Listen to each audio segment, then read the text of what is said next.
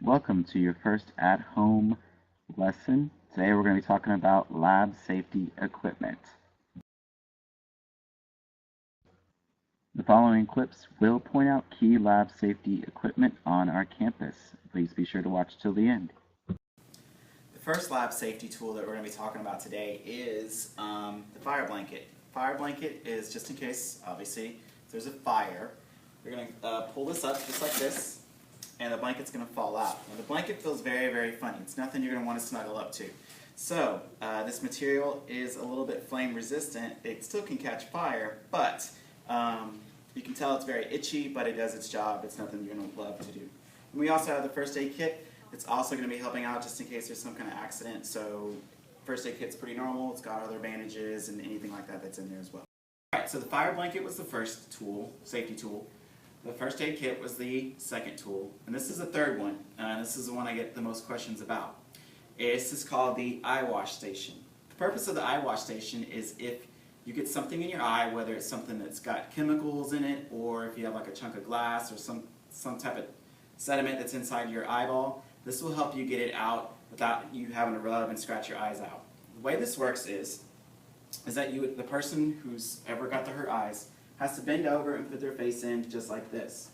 And what's going to happen is these two little spigots are going to shoot out water very softly, and you can remove these caps on here, and you turn on this the water faucet right here. You can either push it forward or you can push it back. And when I turn it on, you can see that it shoots it at an angle, and then these will shoot in your eyes. They will remove whatever's in your eyes and pour it down this sink. So later on in class, you're going to have an opportunity to come up here one by one to feel how soft this water is and how it would not hurt your eyes.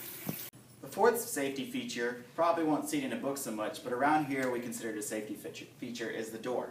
Because it's an exit. So anytime there's going to be some type of accident, or if there was to be some type of major accident within the lab to where we have to evacuate the lab room or classroom, we're definitely going to be using the door. It's a good thing that we have two in all the science classrooms. So of course all we would do is just open it and exit to where some place that is safer to wherever we need to be depending on the situation. The last and the fifth safety feature or safety lab equipment is the fire extinguisher.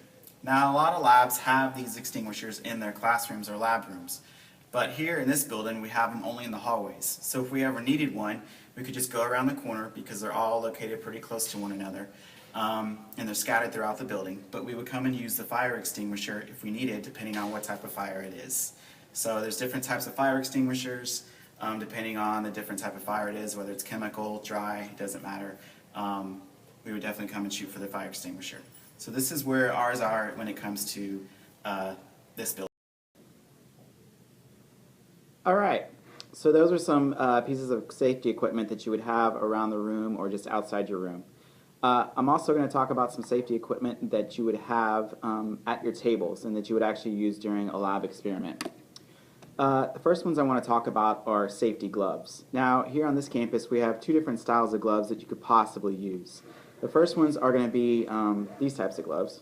They're good old classic latex gloves. Primarily they're just to help you keep your hands from getting too much dirty or obtaining too much chemicals on them or staining or anything like that. They don't really protect from you like acids or high temperatures or anything like that. The other set of gloves are these thicker gloves. They almost look like oven mitts, and they kind of act the same way as an oven mitt for. You wouldn't just use them for anything. This would be anytime you're heating up a substance and you need to grab the container or hold something that is hot. So for example, I have a beaker here. It's not hot, obviously, because I just picked it up with my hands. But let's say if it was hot, I would put these gloves on, just as I would an oven mitt. You can see that they have a different protection area versus what's on the back hand side. And primary purpose of these, again, is just to pick up something that is, when you're dealing with something that is it's really, really hot. So for example, I would pick this up, I would use both hands to pick it up, and if I needed to transport it, I'd carry it and just do it very carefully. So that's the main purpose of those gloves. The next thing we want to talk about is eye protection. And for eye protection, we're going to be using goggles. Now, if you have safety or just regular glasses like I do, that doesn't mean our eyes are completely protected. So even in a lab, we have to have goggles. Now we have two different styles again at this campus as well. We have these styles, which seem a little bit more cooler or better design, and even if you're wearing glasses, they will fit over your face just fine. These aren't going to be super duper protecting from you from everything. They're just here to help you out with a little bit of if there might be some splash, or if you're working with rocks and you're chipping at materials that might flick up in your face. They're to protect you from those.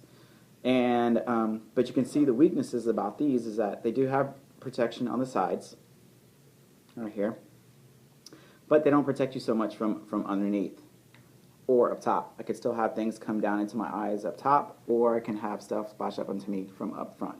Okay, so they're just a basic protection, they're nothing major.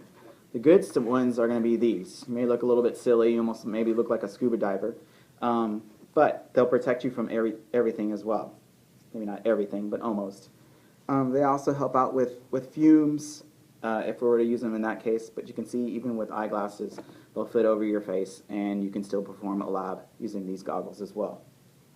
The last thing I want to talk about is clothes protection. And the main thing we use for that is a good old classic apron, just like your parents might use while they're cooking, except these are a little bit heavier duty.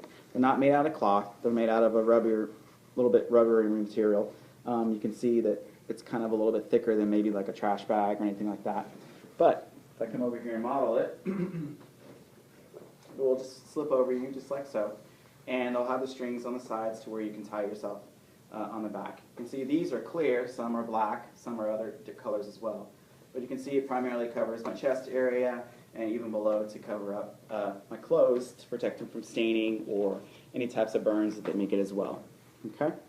So that's the main pieces of safety equipment that you're going to use at your tables and that you'll see at your tables as well.